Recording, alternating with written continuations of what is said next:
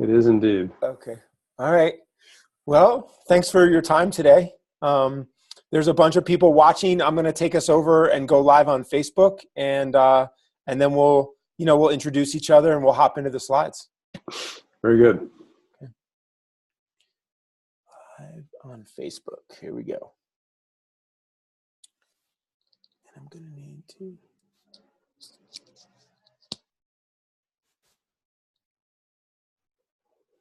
Ooh, uh-oh. Interesting. What do you got? It's just not going, it won't go live on the Facebook. So I may just have to post it up there later. Let me see what's going on. Live on Facebook Workplace. I definitely don't have a Facebook Workplace. Nope. So let me try that one more time. Live on Facebook. It usually works, but they're always upgrading technology. And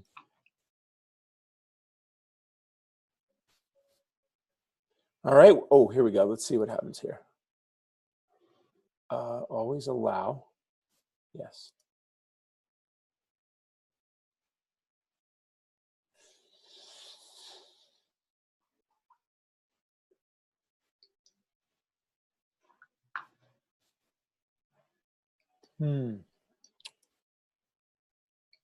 So let me just see what I got here. Yeah, take your time. There's about 9 people watching. Yeah, so I guess it has to do with cookies being blocked. But I did just check this out, and it should allow for cookies, and I'm not sure why. They don't want us to have any sugar, Dr. J. That's what they're not allowing it. Well, that actually seems reasonable. Right. No cookies for us, huh? Advanced privacy and security, yes. Allow cookies. That's what we need to do. Content settings. I'm not sure what to do. All right. Well, that's just not going to happen today. Let's see if I try one more time. Live on Facebook. It takes me through Zoom over to here. Yes.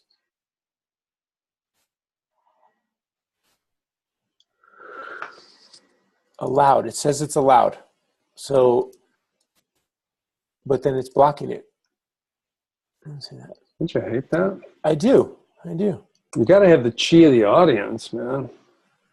Well, I guess only the people, only the people who are on here on Zoom are going to get to see this, and we'll post it later. So now where are these people who are on here already? I don't see them. They are in the passengers. There's 10 of them as attendees. If you click on the participants button on the bottom of your menu, Nicole Thole is here. Michelle is here. Damon is here. And then there's a whole bunch of attendees. Aaron, Adam Thompson. Yes, great people. Ola. Hey, Ola, if you can hear me, would you just post on our Facebook Live page that we had a technical difficulty, and we will post the replay later on Facebook?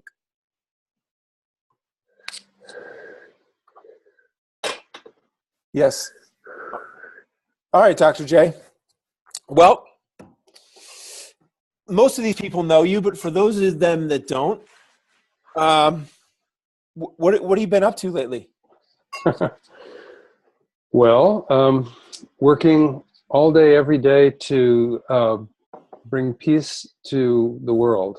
And it's a compulsion. I can't stop. And I do it through Qigong and Tai Chi. I don't think it's working. And I am unfazed because of the multidimensional nature of the world. I don't think that what we see is what's really going on. So I'm forthgoing, and I'm feeling good about it. Yes. How about you, sir? Yes, about the same. Dealing with the 10,000 things and spreading, meditation and movement, and just really the message that with a little investment of time that people can really shift their state of consciousness profoundly. And even when it takes 5 minutes, I find a lot of people think they don't have the time to do that. So.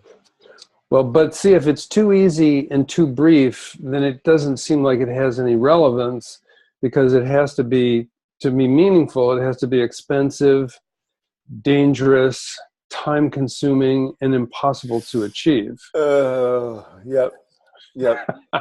That is the illusion of the time we live in, that's for sure. So we get to keep the secret, because apparently, even though if we try to give the secret away, nobody's really that interested. So we work with this small tribe of incredible human beings who actually, what do you call that? Where we've seen that there's some kind of a, there was that book called The Wrinkle in Time. They just like, you see that there's a wrinkle in time, that you can actually move into that wrinkle, and actually the world sort of becomes a different place. I don't think it's for a lot of people to find interesting, I guess. Yeah, I mean it's true in a way, and in the particular way that you and I share the ancient Chinese techniques and pathways to presence. And yet, if you're familiar with the new book that's called Stealing Fire, they outline what they call the altered states economy. And they talk about, between self-help and electronic dance music and hallucinogens and all of these different modalities, that that our culture is spending billions of dollars to try to get out of their head, to try to get out of that, that dialogue or that internal judge. And they'll find many, many ways to do that. And we know very well that Qigong and meditation is a pathway to kind of quiet down that inner critic. And I'm looking forward to talking to you about that today. Yeah, well, Stealing Fire is a really cool concept. I'm into it. I actually use all of those things, but I don't use them to get where I think most consumers are going, which is to rid themselves of the haunting nature of their lives. I like to use dance and qigong and, well, hallucinogens. Haven't done that one for a while, but, a little deep breathing, shall we say, to make our way in that direction. I think that's just fantastic. So isn't it interesting that economy plays people who are using those things to get out of their heads because they're just so tormented by the life that they're having. But then there's another population that's using those very same things to find that wrinkle in time, to find that trans-dimensional experience, and live into it. Kind of cool. Yeah, and I think that the type of people you're referring to who are using those trans-dimensional experiences and then taking the glimpses and the visions they're having and bringing them into this reality, those world bridgers are becoming more and more prevalent. There's more and more of those people I'm seeing. So, well, anyway, we'll dive in. We'll dive in here. I got a few slides that we can talk about, and that will help me remember what questions I want to ask. And can you see the slides, Dr. J? I can indeed. Okay, great. All right. Well, the healer within. I remember it was the year 2000 and 2000. The Y2K crisis never came, and my plane ticket I had bought for China, I still used it. And I went to China, and one of the books that I had with me was The Healer Within in my luggage. Wow, I didn't know that. Yep. I knew that I probably wasn't going to be able to understand a lot of what was being taught to me, so I better have some English, resources to reference. And, that was one of them. So I found your work very early on in my search.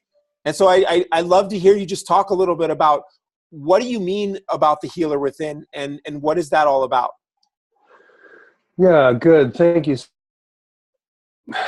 It's interesting because the definition of the healer within keeps getting deeper and deeper as I unpack it myself. So as earlier on, when I was working as a doctor of Chinese medicine, seeing bunches of people every day doing that work from basically 9 to 5 for almost 30 years, what I realized was when people would say, is there medicine in the needle, in the acupuncture needle? And of course, the average citizen who's ever experienced needles in a healthcare context or a medical context, there was something coming from the outside world into them, some kind of pharmaceutical, etc. And I really loved that question. And I would say to those people,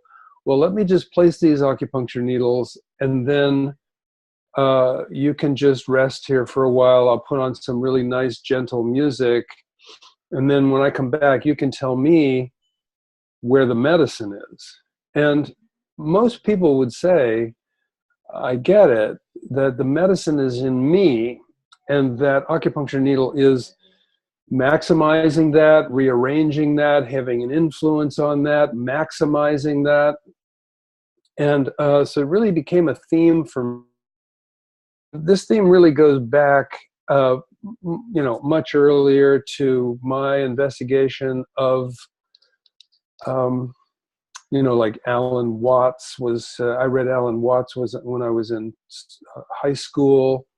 And there was this concept of some kind of presence, and that presence, an awareness of that presence has a capacity, like an immense, overlooked, right, like the nose on our face that we look past all the time, potential to not only be interesting, but actually to have the capacity to transform us physically, mental, emotionally, and put us into a more direct relationship with our transcendental nature. Then deepening just one step further is to say, where's the source of the medicine that is within, and how deep does that source go? So in other words, is it just having an influence on neurotransmitters by getting into a better mood, or tapping on parts of the body, or doing breath practice, like radical breath practices? Or is it deeper than that, into the aspect of ourself which we could call consciousness?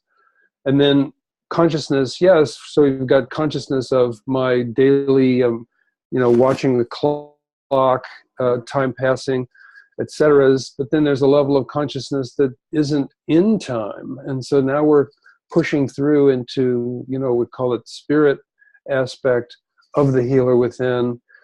And then, my kind of final conclusion, which I really don't expect anybody else to feel like it should be theirs, but I'll just put it out there, which is that the awareness of the transcendental nature of self is the medicine. And by the way, that medicine doesn't always heal you. Sometimes that medicine is the gateway to the disassociation from time and space, and going back into whatever origin is. So I guess in the final analysis, I would say that the healer within is actually the willingness to become aware of our true nature, and then stepping that down into things that are easy to do on a daily basis: movement, massage, meditation, and breathing, but of all of them becoming like a gateway into a deeper awareness.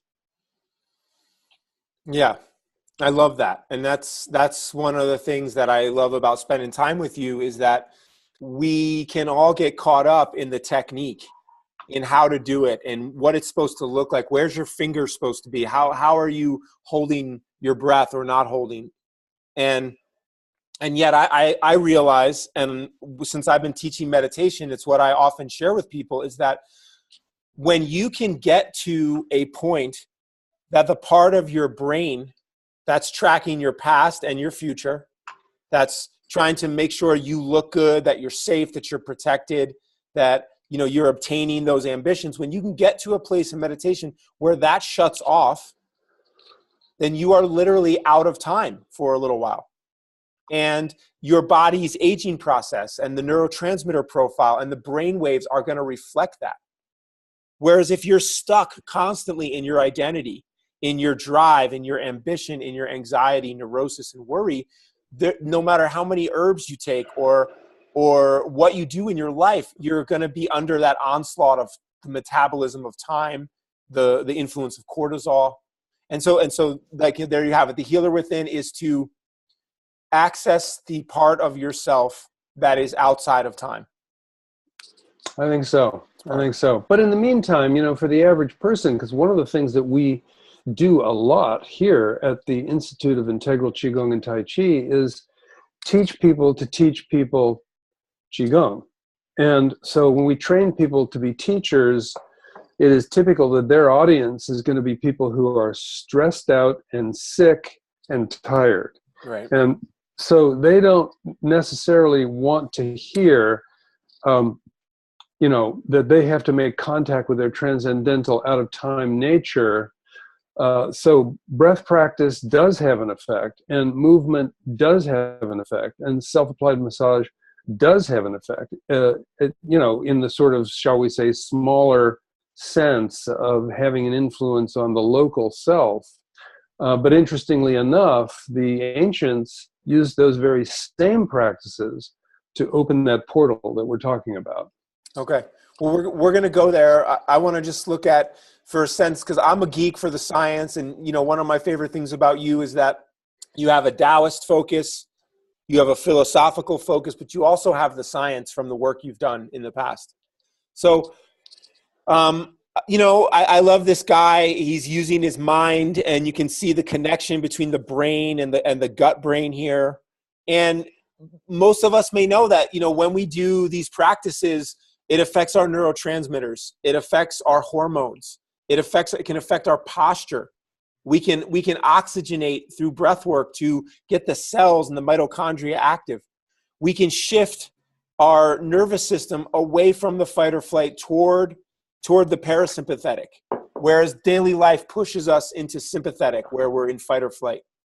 And then, most recently, a lot of the biofeedback, if you've heard of heart math, is talking about heart rate variability, which is the ability for our heart to beat faster and slower in a somewhat smooth waveform, and is a predictor of heart health and insulation from heart disease and heart attack. And again, this can be trained through meditation, through breath work, and through mind focus.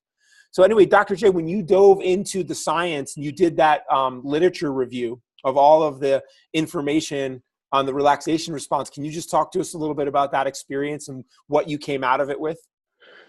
Yeah, and I think probably the best way to talk about it is to just go to the kind of timeline for all of this. And so let's go back to the 1920s, maybe 1930s, when the stress response was discovered. And the stress response, was this huge breakthrough that had to do with how it is that people become deranged, whether it's mentally, emotionally, or whether it's physically. And so that was just like the breakthrough moment for the pharmaceutical industry.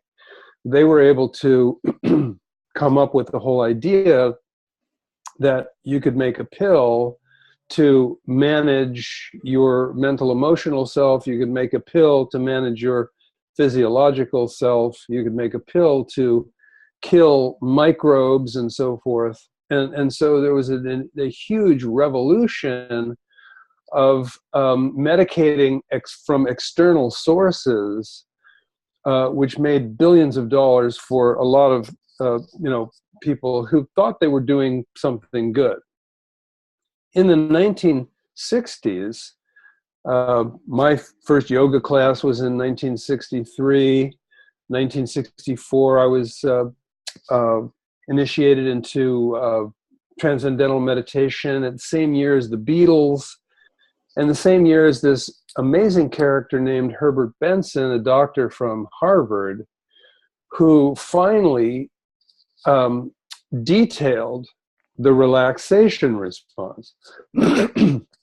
So the period of time between the 20s and 30s and the 1960s was this gap where we didn't know about the relaxation response, but we knew a lot about the stress response, and the pharmaceutical companies jumped into that gap.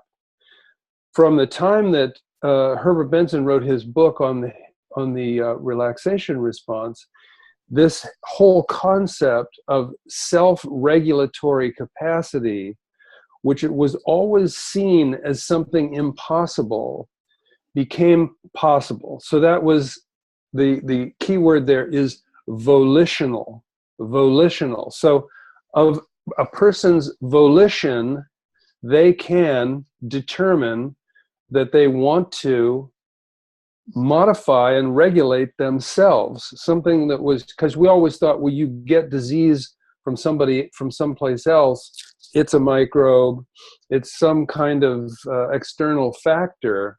But as we know from Chinese medicine, there are external factors which are associated with microbes and weather conditions and those kinds of things. But there are internal causes for disease which have to do with diet, lack of exercise, exhaustion, overwork, stress, and so forth. Those are all the internal causes of disease. So starting with Benson and coming up through all the science that's been emerging since then, like for instance, towards the end of the last millennium, by the way, not a century, a millennium, Candace Pert was the one who discovered neurotransmitters. The knowledge of neurotransmitters only goes back into the 1970s. And she and her team at the NIH, who were trying to figure out drug addiction, found these things called receptor sites. And they asked the question, did God put receptor sites into human beings so that they could get high on heroin in the 1960s and 70s? Answer, no. God put receptor sites in the human system so that naturally produced pharmacy could attach to those receptor sites. I'm so sorry about that. To attach to those receptor sites to manage internal functionality. And we now know that neurotransmitters, neurohormones in a relationship with oxygen and nourishment and hydration and restoration through rest, that these are the great contributors to the internal capacity to make medicine within the human body, and frankly, to make medicine in the human body for free. I mean, yeah, you have to buy the food, and you have to have the water, and you have to be, smart enough to get it, that it's important to rest. And you mentioned posture here. It turns out there's piles of research on the fact that when you pose differently, and yoga, tai chi, qigong, gong fu, all are about moving through different poses, and the principles of qigong and tai chi are such that when we arrange the body in a certain way, it assists the organs and these neurotransmitters, hormones, oxygen making its way to the mitochondria and like exploding in there as functional capacity. Wow, I don't know. Did I answer any question that you asked? That was awesome. That's awesome. I just wanted to, every time you answer that question, it's a little different. And so I think the message I just want to share with the people listening is that your influence on your body with your thoughts and your posture and your movement or your breath, science is telling us that influence is more profound than you're ever going to hear about on the news or in a school. And it doesn't have to be complicated. We're gonna jump right into it. and I wanted to ask you a question and see if I can get the same answer I heard from you once before. Not an easy task, but here is what in China they call an immortal. And one of the things that you notice about these guys, now, first of all, are they going to live forever? Probably not, but also I don't know. They don't usually carry a birth certificate around, and it's hard to know. But the second part is what qualifies an immortal in my book, before I heard Dr. Jahnke's answer, was, they're 60, 70, 80 years old. They live on a mountain. They can out-hike me. They can outstretch me. Their Gong Fu is better than my Gong Fu. Not that I'm a great practitioner, but I'd like to be better than a 70 or 80-year-old. I thought I might have reached that level in my life. And maybe most of all, and this is what I hope Dr. J will touch on, is they are always laughing and joking and happy, even about seemingly serious topics. So anyway, Dr. J, can you just tell us a little bit about your meetings with the immortals in China, these characters? Yeah. So let's just first do the groundwork, which is to say that being immortal in the Western world, typically we think about how to be able to sustain the life that is in this body eternally.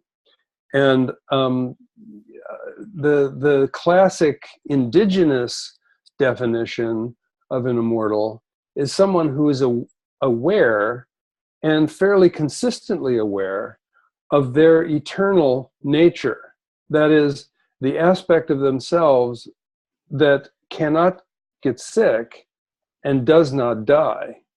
So first of all, we have to just struggle our way just for a moment with the whole idea of, oh, okay, so you're not talking about living forever in the body I have today. So let's just talk about that for a moment more. Question, who would ever want to live in the body that they have today? It just doesn't make any sense. It doesn't sound like you were an emperor in China and surrounded by concubines and people who were doing stuff for you so you didn't have to do it for yourself. You would be inclined to want to live in that situation forever. So no blame there, but that's not what we're talking about. What we're talking about is a person who is able to arrange their relationship with the nature of the world in such a way that the common concerns and considerations are either minimized or eliminated. And so, these characters usually live very humble lives, so they don't need a lot of money. They usually grow their own food, so they're already eating superfoods because homegrown food made out of lots of great compost is inherently a superfood.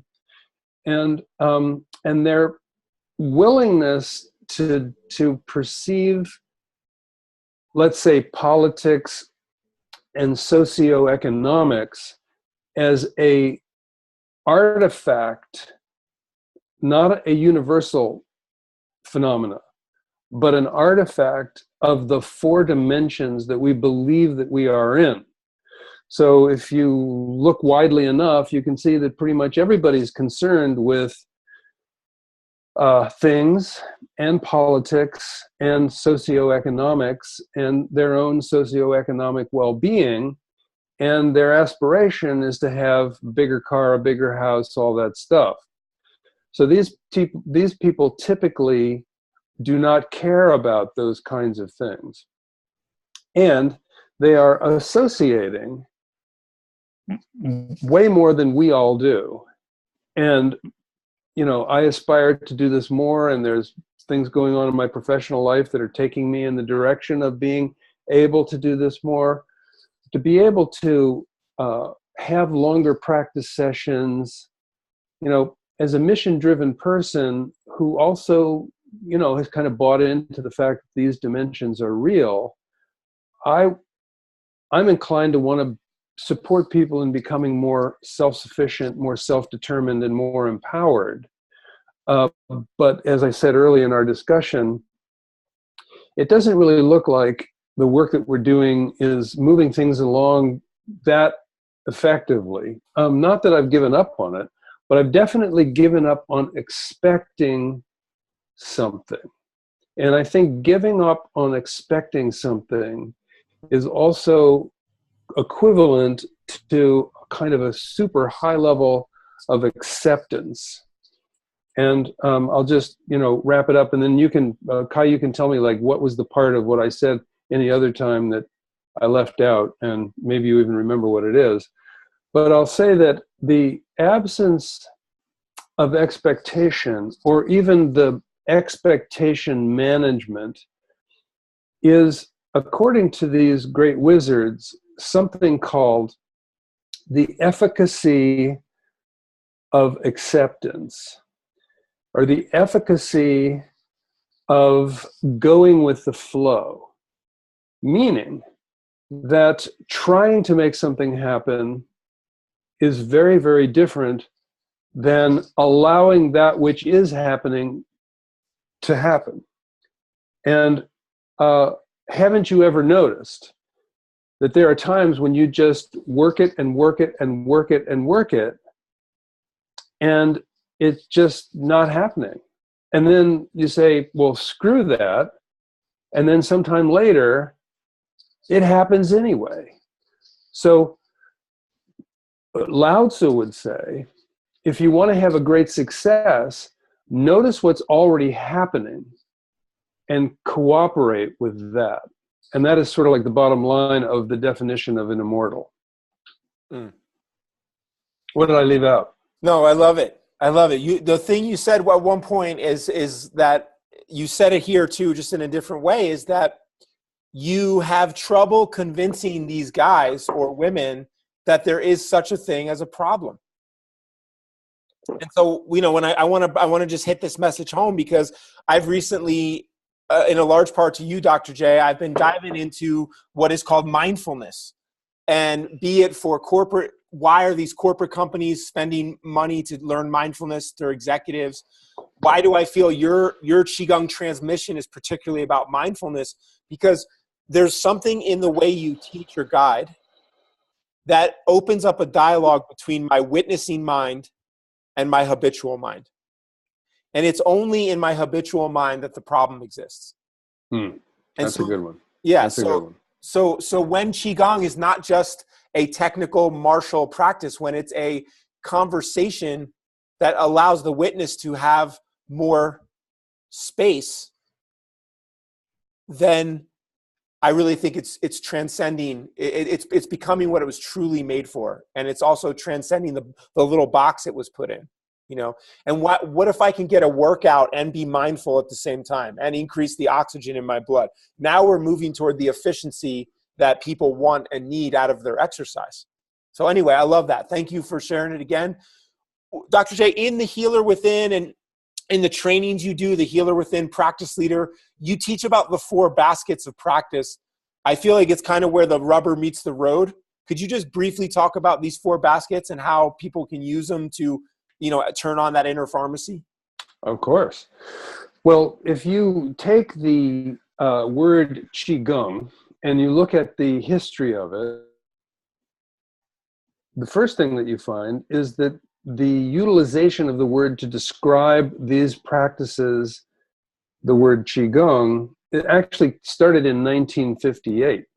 And previous to that, those practices had other names like Dao Yin and Nei Gong and Yang Sheng, and probably many, many other names. And often they are named for people, they're named for atmospheres, they're named for magical qualities, they're named for animals, they're named for stars and constellations and so forth. And so if you were like me, wanting to be able to define Qigong in terms that average people in America, so kids in school, universities and younger kids, hospitals and clinics and social service agencies and YMCAs and fitness centers and all the other places, the Veterans Administration, the military, all the places where people are, church and school.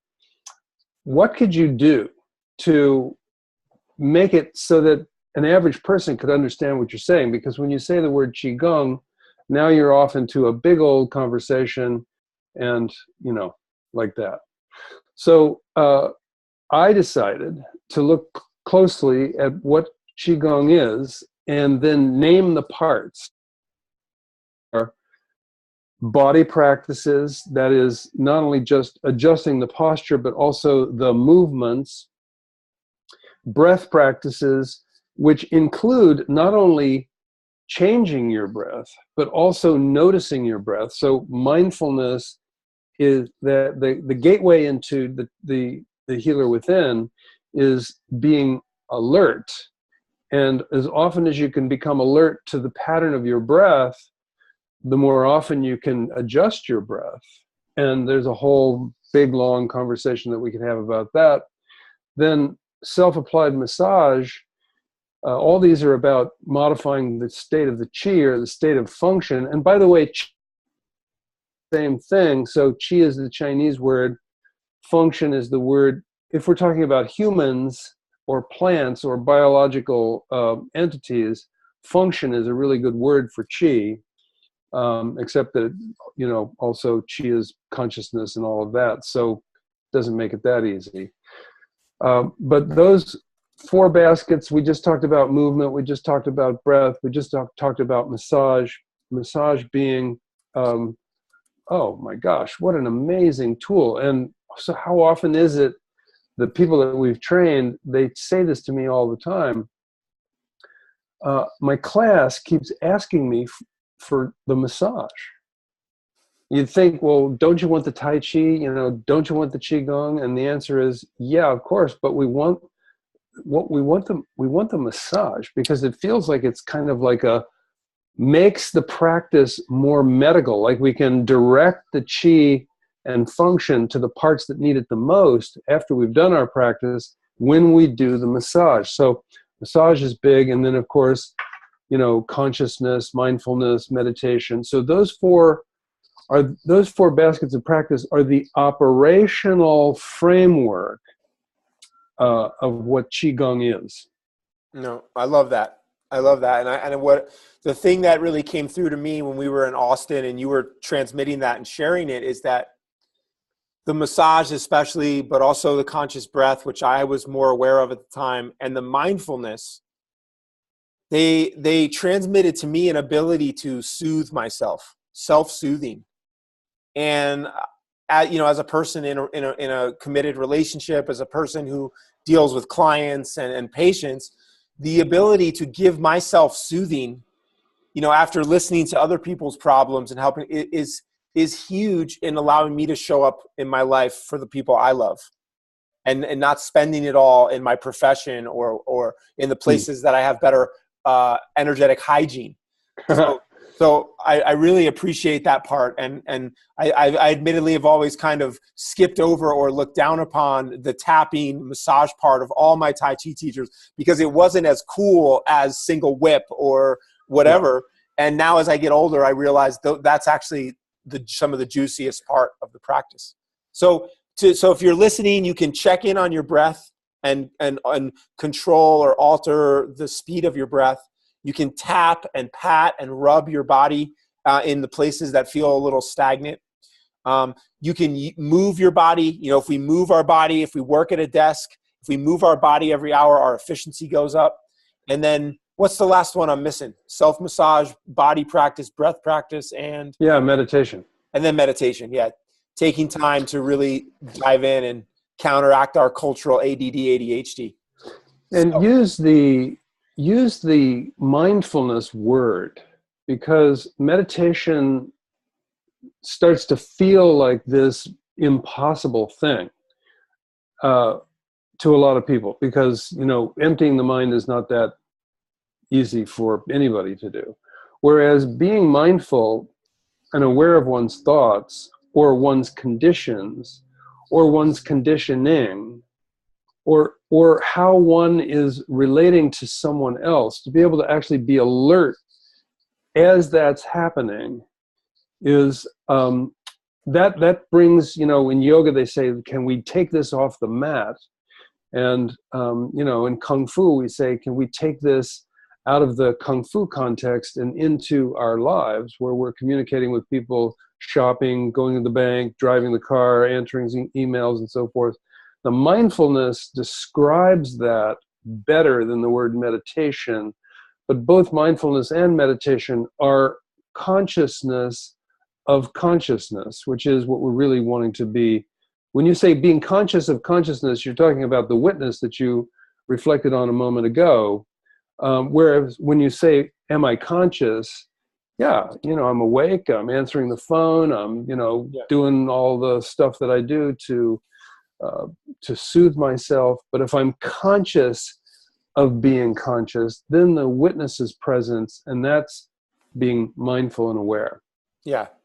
Yeah, I had a presentation to give to a company in San Diego, and I was speaking about the value of mindfulness. And to be honest, I was really having trouble figuring out the value proposition of mindfulness, because it has a broad definition and whatever. So anyway, I reached out to a friend.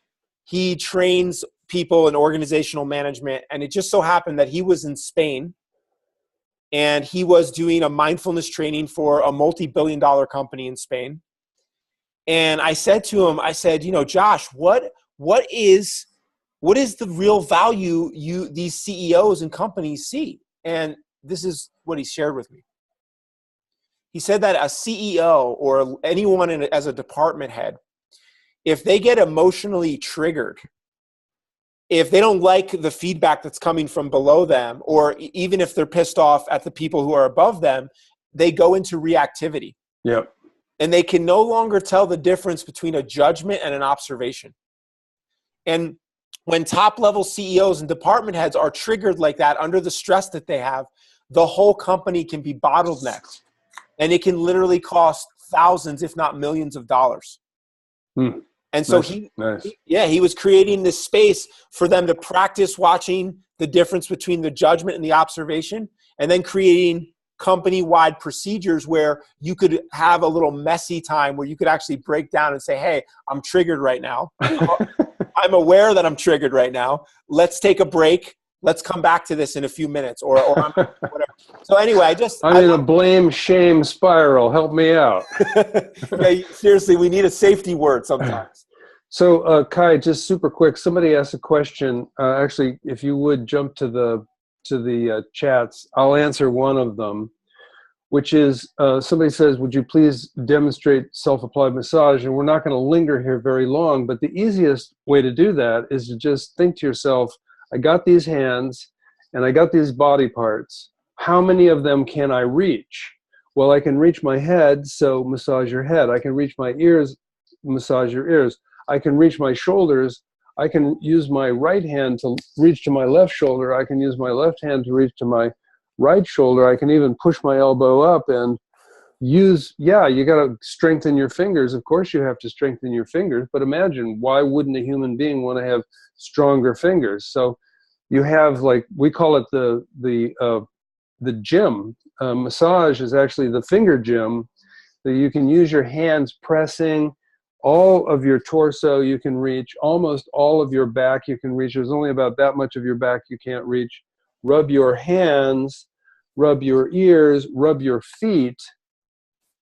So anyway, I hope that's that's good enough. And then Kai, somebody was saying, could you switch the primary view on Dr. J? I don't know what that means or how you do it, but maybe we could toggle in and out. The slide could be on for a while, and then you could like bump the speakers up a little bit. Sure. So let's go on to the next thing. Yeah. So medicine making and the role of this Chinese character. Do you know what this one is, Dr. J? Well, I see the heart mind down below, so I know it's got something to do with the either emotional body or the intelligence. Yep. This one is virtue. Love that. Yeah. And so when my Tai Chi teacher talked to me about virtue, he said that virtue was the practice of sharing your attainment or sharing your insight with people so that they could also benefit from it. And Nice. and so one of the things you and I share in common is that we've been spending a lot of our time sharing qigong and breath work with the masses, and there is a virtue that comes from that. I know for me, the value of seeing someone take control over their health, to realize they can interrupt the constant pattern of stress and reactivity, and even more so for me to see them experience the non-physical aspect of themselves. They're an energy field. Like, wow, there's more to me than just the flesh and blood. I felt my whole body pulsing with energy, or that's always been good for me. Anyway, so Dr. J, I know you have a big mission of training teachers, and I just wanted you to give you an opportunity to share a little bit about that. Yeah, so we have at the Institute of Integral Qigong and Tai Chi, and as well with a nonprofit that I work with, 501c3, which is called the Healer Within Foundation, we have a mantra, and that mantra is, we train thousands to inspire millions to heal themselves for free. And as you know, when we talk about the 4 baskets of practice, how much does it cost to shift your posture or move your body? How much does it cost for you to deepen your breath? Let's do it now. It's like a little timeout, we call it the 10-second method. So we have hour-long Qigong practices, we have half-hour-long Qigong practices, we have 10-minute practices, we have 1-minute practices, and then we have 10 to 15-second practice. So let's do one more 15-second practice. Big breath. And then exhale slowly.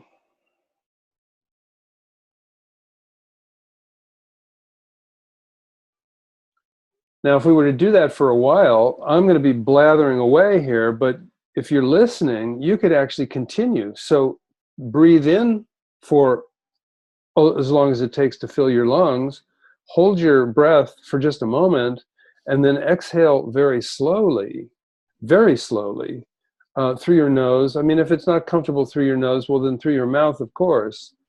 Do that very slowly. Do that like 5 or 10 times, and then, notice something is changing. Well, if you do this all the time, you'll feel the change happening immediately.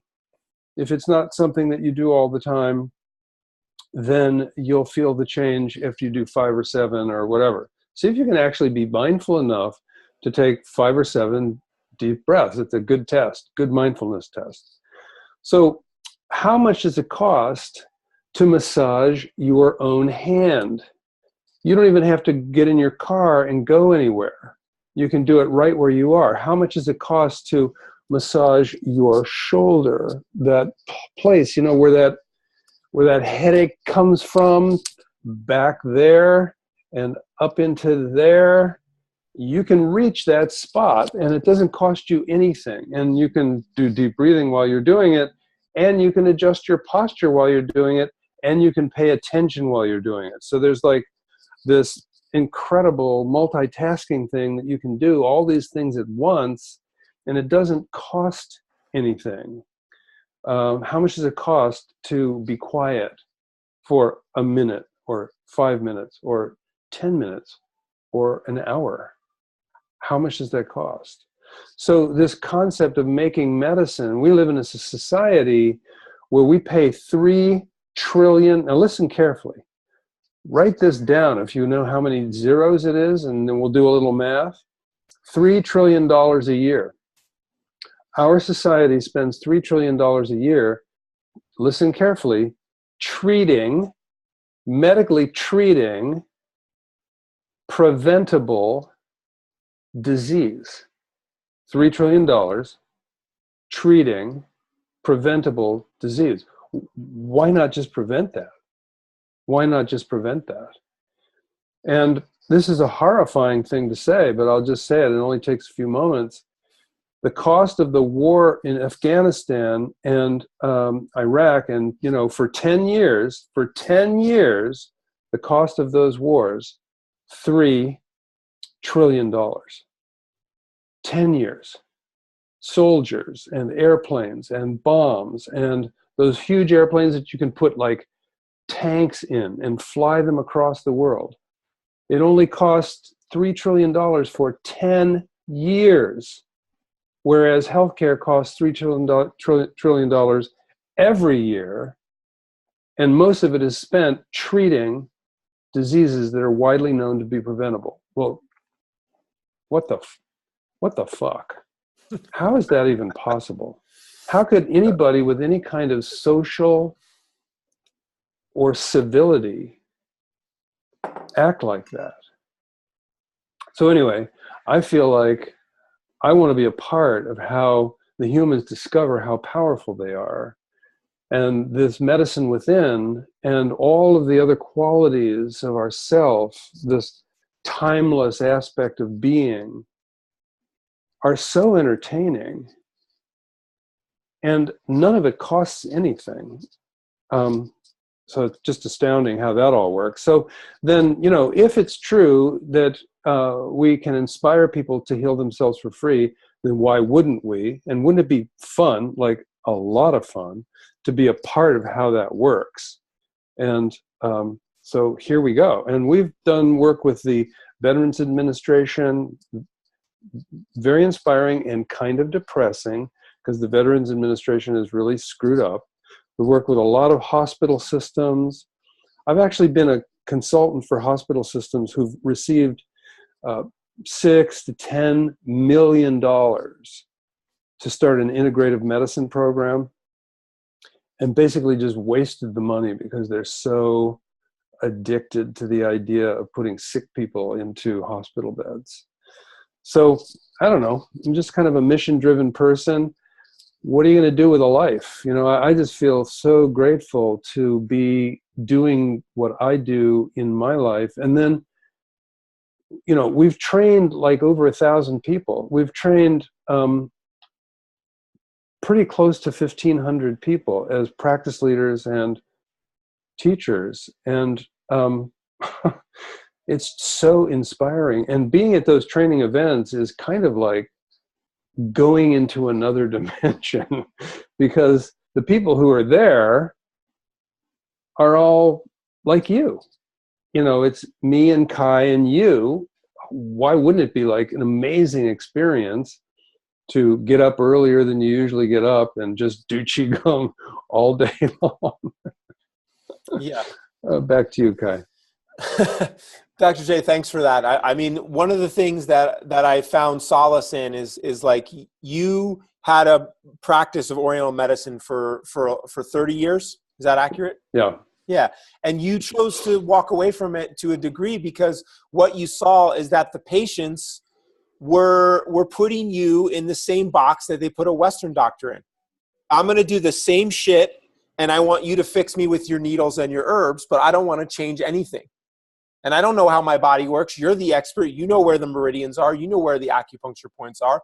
And I think a lot of the people listening, they know that even in their holistic practices. And so when you teach people to turn on that healing power within, number one, if you stay in the healing practice, your patients all get better quicker and you get better results. If you want to have your ego involved, you want to be a good healer, the more they do for themselves between treatments, the easier it is to move their energy system toward health. So anyway, I appreciate that. I was out teaching right after I got my acupuncture license. And when I would meet these relatively famous acupuncturists who were coming for CEUs, I felt intimidated because I wasn't the 9-to-5 clinician out there working my clinical chops, until one of these guys came to me and he said, Kai, I was telling him how much I admired his work. And he said, Kai, you probably helped more people in these 4 days in terms of moving their chi and changing their life than I can do in 6 months in the clinic. And that's when I started to kind of surrender to my role as a teacher and a sharer versus being a white lab coat, come see me at my clinic every week.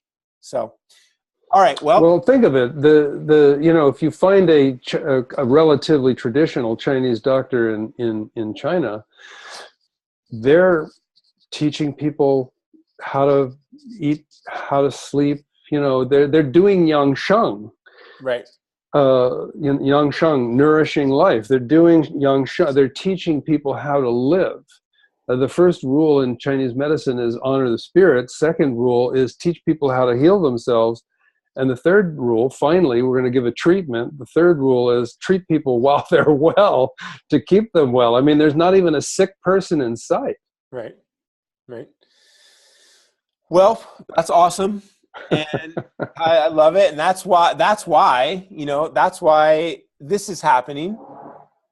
I just wanted to talk a little bit about, where this is, Dr. J, right? I'm headed there in May. Yep. I'm still applying to be a Sherpa, but I know my application so far has been overlooked, but I'm telling you, I'm strong and I'm willing. No, anyway, yes, Dr. J has taken a group to Wudang Mountain. I will admit that after living in China for 4 or 5 years, I was so frustrated with the lack of holism and the communist influence on the medicine. And I actually had given up on it. And then I managed to talk the company I worked for to taking this group of students to Wudang Mountain. And there are I Ching readers on every corner, and there are monks hiking up the mountains picking wild herbs. And I was like, oh, it's still here, here. And I was it's a place I love to go back to. But Dr. J, you and I have a really cool surprise announcement that I have created. I've called my family out of the woodwork to come participate in a mountain retreat with you here coming up in the end of October. And I just wanted to ask you a little bit, why do you think the mountains? Why are the mountains where the Taoists went? Yeah, well, two things. One is that it's closer to the sky. And in Chinese, the word for sky is the same as the word for heaven. So when the Chinese look up and say, what a beautiful sky, what they're really saying is what a beautiful heaven. And that doesn't mean just the blue sky or the cloudy sky. It means the boundless sky. And as we know, the aspect of, or as maybe we know, the aspect of our lives that seems impossible to understand is represented by the immeasurableness of the sky.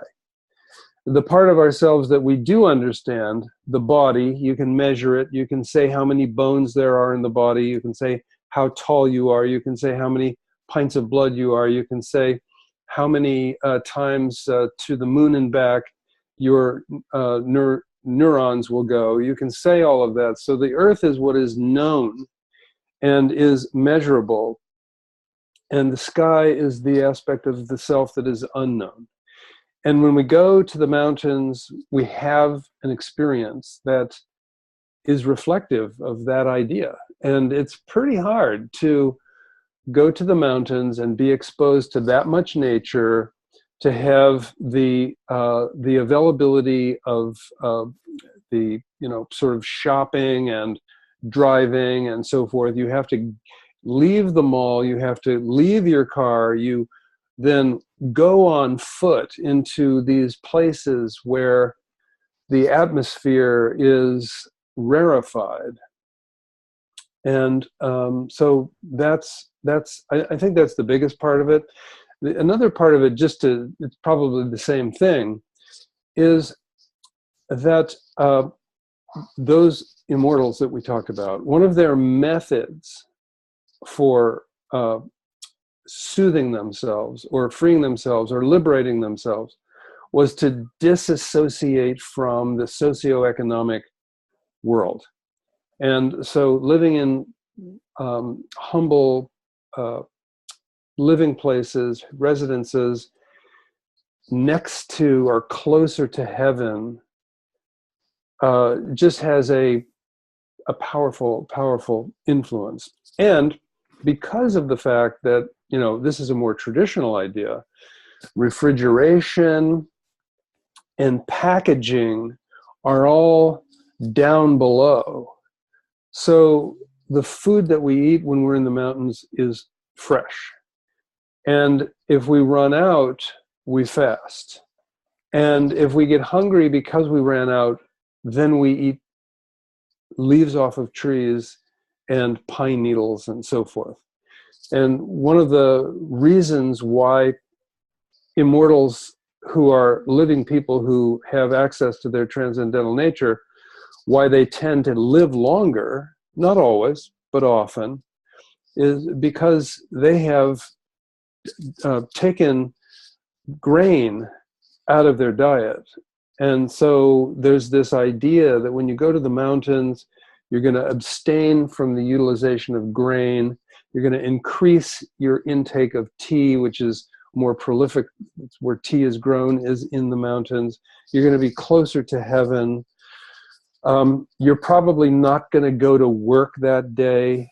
So, and if you went there for a bunch of days, then that would be a whole bunch of days that you didn't go to work. Mm-hmm. And then there would be the thing that happens to you when you don't go to work. And then if you happen to be doing Qigong all day while you're not going to work for like a whole week, I mean, it's just like it's a rarefied, just the experience itself is an elixir. Right, right. I recently watched a video about a Japanese scientist who has coined the term forest bathing. And basically, he took his students, measured all their inflammation, their immunity, took these college students out into a forest outside of a city in Japan. They did some breath work. They walked a couple miles. He brought them back, and virtually all of their inflammation went down. Their immune system came up. Their well-being, self-rating all went up. And he's now trying to figure out what exactly it is in the forest. You know, it's the color, it's the negative ions, it's the essential oils from the hinoki, this type of cypress tree. And it's just it's really awesome to see science starting to really bear it out. Amazing. And there's this thing called, I don't know if I'm saying it right, but it's something like phytomenes or something like that. Phytomenes, which is the sort of the mist in the air, because there's so many plants. You know, we could call that negative ions, of course, but negative ions then attaching to molecules that are associated with leaves and bark and fresh air, and you know, wow. Yeah, it's so simple in the end, and yet for us it can be complicated. So we have an invitation. We just want to let you know, here we have October 20 through the 27th. We here in Idlewild, California, are going to have a deep dive Qigong training. The weekend of the 20 through the 22nd, that's a Friday through a Sunday, is the Healer Within practice training. Dr. J is going to dive into the 4 baskets. Lots of good theory, lots of practice, lots of beauty. We're actually in a camp where we have miles of trails with alpine forests and places to practice. So that's exciting. And then for those that really want to dive deep, we have a full 7-day training that is a practice leader certification. And it includes 2 additional Qigong forms, including the one that I'm so in love with, the 9 phases of Qi. That has replaced all of the Qigong that I was teaching. I now teach 9 phases every class I teach here in San Diego. So wow. And it's, well, let me explain just a little bit about this. So the idea that these 2 events are overlapping basically allows us to do 2 of our trainings. And one of them is a 25-hour training, and one of them is a 65-hour training. The 65-hour training actually contributes to what we call becoming a teacher, which has actually 2 other 7-day trainings to go with it. So it just works out that the first 2 days of the 7-day training are pretty much the same as the Healer Within training. So these are both professional trainings. Everybody who goes through either one of these becomes one of our thousands that inspire millions, and you become a part of our professional community. And there are a bunch of benefits that go with that, including some web access that most of the people who come to our websites don't see, and more. But the most important thing is the participation in a community or a tribe of people who are extraordinary human beings. And there's just something special about being around extraordinary people. And by the way, extraordinary doesn't mean special powers. It just means, Kai talked about it earlier, it's virtue. Virtue is the presence. Virtue is that presence as it is expressed into the world, that worry less presence, that serviceful presence, that inspired presence. As one brings that forth in themselves and shares with others, that's, I think, what you were getting at, Kai, about virtue, yeah? Yes. So I'm sure you're going to be available to answer questions for people. If there's any questions that people have now, we can also talk a little bit about either this event or anything else that we talked about, unless you have something else on your mind, Kai. No, that's really it. I mean, the last thing I just wanted to summarize and just be really direct with is that, in our working together, Dr. J, there was an email that got sent back and forth, and the email was talking about very mundane business side of things. And in that moment, you whatever you wrote, it had to do with the fact that we are all run around trying to be extraordinary, taking classes and getting degrees and just driving, when really what you see in yourself as your maybe greatest power is that you're extremely ordinary.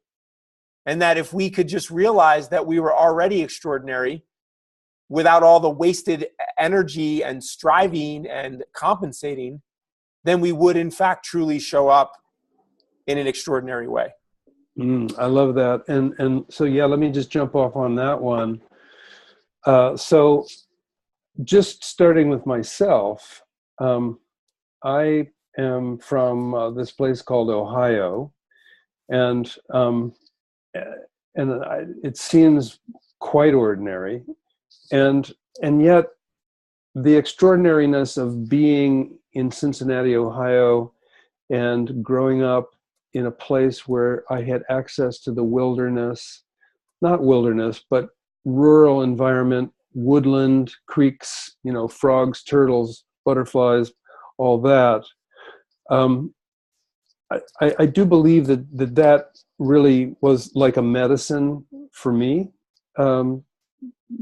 karmically or dharmically or destiny-wise. And so as I found my way through, I felt like, I'll just tell a little personal. In high school, I was like totally shy, freaked out human being. And in college, I went to business school and I went to medical school, and I just pretty much, I flunked out of business school. And when I went to medical school, I was so depressed because nobody knew anything about health. And I just kept coming back to the idea that maybe you don't have to be some kind of a wizard to be happy, and even to have something to offer. And as I got into the Chinese medicine side of things, oh my gosh, how beautiful is that? And how deep and how rich is that? And yet, how complex have we made it? And we've made it so complex that when the person comes to the doctor's so filled with complex solutions that there's no time to talk about something simple like being quiet or getting enough rest. And so the and lately, check this out. You're onto this too, Kai. I know you are. Like, what is the most special food? You know, it's just ordinary food. And then I've been discovering, like, I've been making medicine, you know, in my own little alchemical laboratory. And one of the medicines that I've made was for a fungus infection and between my toes. And I just took a little bit of colloidal silver, a little bit of apple cider vinegar, a little bit of tea tree oil, and a little bit of, what was that other one? Like an intense microbial defense oil. Oregano? Let's just call it that. It would have been, I think it was called white oregano. And I put those into like a little jar, shook it up. And so the cost of that to me was pennies. And I mean, you know, okay, so yeah, to buy the tea tree oil, that was $5, but I only took, you know, a couple of pennies worth into this bottle with the other stuff. And it was just like, bing, you know, Worked. it solved the problem. And so we're making this big, exhausting effort to reach for something that's out there when actually the simplicity is, in the final analysis, it's going to be the solution. Yeah. And the planet might just like deconstruct, but we can continue, and I will, for the rest of my entire life, to inspire people to pay attention to the treasure of their own being. I mean, even if it's the traumatized treasure, because I don't know, I mean, this is a personal view, but I kind of feel like the things that happen to us in our lives are beyond our control, and they cannot be calculated with a simple local mathematics. There's a bigger machine. We live in 4 dimensions, but quantum physics says that there's anywhere from 13 to 22 dimensions. And in mathematics, you always have to allow for infinity. So there may be an infinity of dimensions. And everybody who's tried to find the edge of the universe cannot find it. And the fact is that there is no edge to the universe because it's connected to other universes in ways that we don't even know yet. And so there's too much to know. That's why the ancients, they always take refuge in the mystery. Right. The Western world finds the mystery to be the problem. We want to solve it. And in the process, we're harming ourselves and the world and surrendering to the fact that there's just a certain part of how the world works that you can't go beyond. So one of my favorite phrases from a great Nobel Prize winning physicist is, no matter how we do the math, there's nothing here. So when we make such a big deal out of nothing, it just seems sad. And to be able to return to the simplicity of our lives, and you know, the heart is beating, the blood is flowing. If we put the right stuff in here, it's going to be good for us. If we take some time to have some fun, it's going to be good for us. If we take some time to inspire, to feel like we have the right to inspire others with our not very extraordinary lives, that becomes extraordinary. Mm-hmm. Yeah, my one of my most influential teachers in China, a lay Taoist, a Tai Chi practitioner, he once drew this map on the board, and there was like a vertical line, which was your lifespan from 0 to death, whatever that was. And then the horizontal line that went across was the impact you had on the world. And he said, now you could spread yourself really thin trying to have a huge impact. You could really deviate from your natural state and waste your life energy and have this big impact, but you might only live 50 or 60 years. And even during that time, a lot of the time you wouldn't be very happy. He said, or you could shrink your desired impact down to this much smaller bar, but within that, you could be within full integrity and really take care of yourself and be joyful and be kind and love your life. And he said, even though that line didn't reach out as far, and he kept drawing back and forth with the chalk, making that line thicker and thicker. He said your impact would spiral out and reach just as many people as in that big line, and you'd live another 20 years, and you'd live happily. And he said, I don't know about you American people, but this is the path I'm choosing. He's like, I'm staying. And I think for me, Dr. J, spending more time with you, living here in the mountains and inviting people to pilgrimage out here, that's part of me shrinking down my line. And so thanks for being part of that with me. What a pleasure. My pleasure. My pleasure.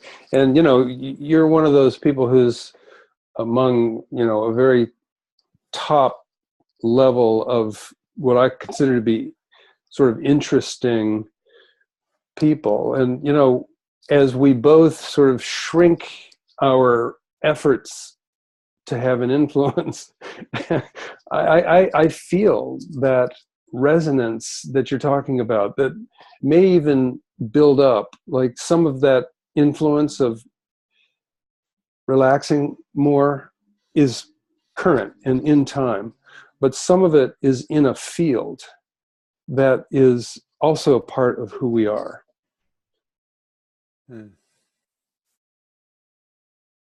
To the field. Well, before we wrap up, is there any questions? Anybody in the group want to drop a last question that's burning a hole in your pocket? Do you want to know anything? Dr. J's here for a few more minutes. So I'll just make some announcements while people, here we go. Adam Thompson, a good brother of mine, Dr. J. Can you see it in there? Or you want me to read it to you? Let's see. Let me read it while you tell people about how to get that little free book that we're giving away. So there's a link in here. It's the tiny URL link. That goes to Dr. J's ebook, which is basically some of the potent parts of the Healer Within in a free PDF download. If you want to learn about the event, there's the website is https://kaivanbodhi.com/integral. Just click on the link in there. Please, if you know somebody who lives in the area, this is going to be a very unique training. Damon, you're welcome. Yeah, well, even if you don't live in the area, get on the plane and come on over. Yeah. So Adam has a question about this whole concept of balancing the relationship between the beginning people who have less experience and people who have more experience. And I really like this question a lot. And it goes like this. My experience is that the best teachers, now, first of all, let me describe the best teachers. To me, the best teacher is the person who has the greatest impact on the most people's lives.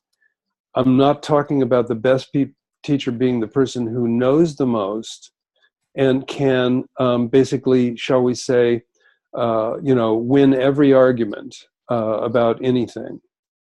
So, for instance, I got a message today from someone in Florida who's one of our teacher training graduates, 200 hours. She's a former optometrist, and she was looking for a way to have a meaningful life after her retirement. And so she's a teacher. And when she first came to the class, she said, I don't know anything about this. I've only just kind of heard of the word Qigong, and I probably won't be teaching. I feel like I have to figure this out myself. And what I heard her saying was, I have to figure this all out myself first, before I talk to anybody else.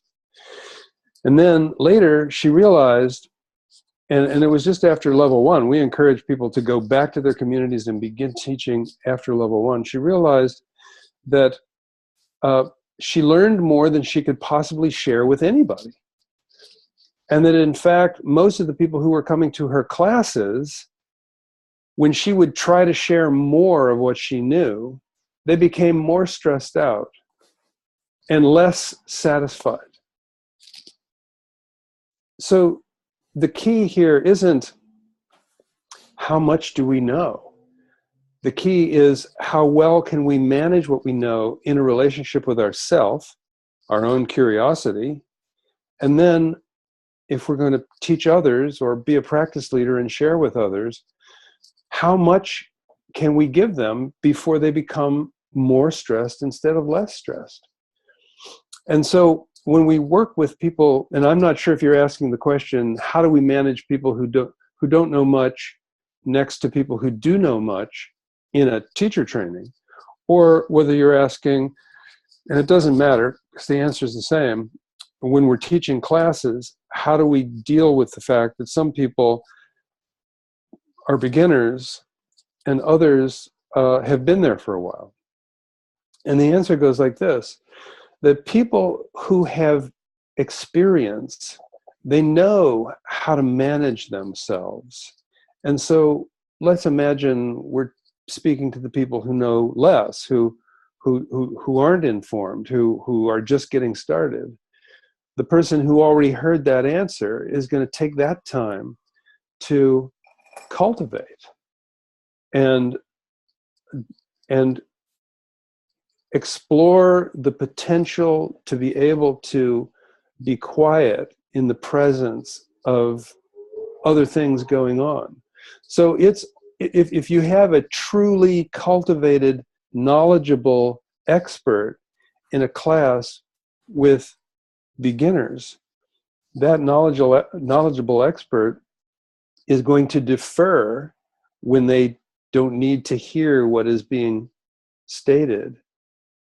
Or if the practice that's being shared is something that they know well, instead of moving to the front of the room, they're going to move to the back of the room and cultivate that same practice in their own way. So there's never a problem with having people who do know and people who don't know in a class. And the Chinese solved this thousands of years ago by having the senior students be with one group and the master teacher be with the other group. And you might say, well, I guess the master teacher goes with the people who know what they're doing. No, it's often typical that the master teacher goes with the people who don't know what they're doing. Anyway, like that. Yeah, that's awesome. I mean, Dr. J, I see some of the people that are on this call, Adam and Damon. I just want to share something with you guys. One of the things that, if you've ever learned with Dr. Jahnke, is that occasionally for a part or the entire class, Dr. Jahnke's eyes will be closed. And he might say something to you like, if you hear someone judging yourself in your mind or asking you if you're doing it right, and my eyes are closed, then it can't be me judging you, right? So who is it? And so what I've been doing in teaching is I start the exercise, I close my eyes, I say invitation, keep your eyes open, and I guide them through 1 or 2 repetitions. Then I close my eyes and I let them go into their own space. And the ones who are really meticulous are going to watch me and every movement and try to copy. And the ones that need a deep dive into their witnessing self, they just go. And I have found that I never in my life imagined I could teach a class with my eyes closed and still transmit value. And now I can believe I can actually transmit more value with my eyes closed than with them open. So. Yeah, and just with the eyes open thing, and I know we've got to conclude here in a moment, but with the eyes open and the eyes closed, it's like yang eyes are open and external, yin eyes are closed, and Tai Chi eyes, which are neither open nor closed, are neither open nor closed. And they all have value. So watching the group that you're teaching or watching the teacher who you're learning from is one part of the practice, but then turning your attention inward and playing the self-observation component of this and the spontaneity. So if the teacher's not going to judge you, and true, there are Tai Chi and Kung Fu and Qigong teachers who are going to judge you, but I don't believe in that. I don't think there's any value in that. So at least in my class, and if you were going to be taught to be a teacher by me, then I would probably teach you to do the same thing, is give people a lot of permission to learn about themselves, to explore their being, because every one of us is completely unique. The whole idea that we're all supposed to do something the same way is laughable. And so so eyes open has a purpose. Eyes closed has a purpose. Well, what is the purpose of Tai Chi eyes? Neither open nor closed. Well, that's really interesting because it splits the potential for your mind to be able to go either way. So you can't really go to my eyes are open, and you can't quite go to my eyes are closed. So that actually becomes, if you think of the Tai Chi with that line down the middle, creating a yin and a yang, when you look at that Tai Chi and you think to yourself, what is it that discriminates them one from the other? And it is a line. And when you're on that line, you're neither or both. And just like the past and the future, when you collapse the past and the future into the present, neither the past nor the future are there. The only thing that's there is the present. So there's some real power in this whole issue of the eyes. And one of my favorite texts is The Secret of the Golden Flower. And one of the things that that text references is the amazing component of our humanity, that is our physical humanity, but also our mental, emotional, and spiritual humanity, is the eyes. I mean, just think of it. Look at your whole body and analyze yourself. Where is the most incredibly unique aspect of myself? And it's got to be the eyes. And they're the windows of the soul. And there's like blah, blah, blah. I mean, we can go on forever about this. So it's really important, as Kaya's pointing this out, to understand that it isn't like, well, now I've figured it out, I'm going to have my eyes closed all the time. Or now I've figured it out, I'm going to have my eyes open all the time. It's now I've figured it out, I am going to be witnessing all the components of the setting and the situation and making a determination, not only based on my own preference, but as a teacher, my willingness to serve those who are in the class. Thanks, Kai. Yeah, you got it. You got it. I'm so excited. So everybody, thank you for listening. Some great comments in there, Dr. J. I'm going to share this video as a replay on Facebook since there was a little bit of a technical difficulty. Please share the retreat, share this. If you found it valuable, share it on other people's timelines. We really appreciate your attendance and your presence. Thank you so much for being here. I look forward to meeting you all if we haven't met before, and many blessings. Thanks, Kai. Thanks so much. Wish you well. You too.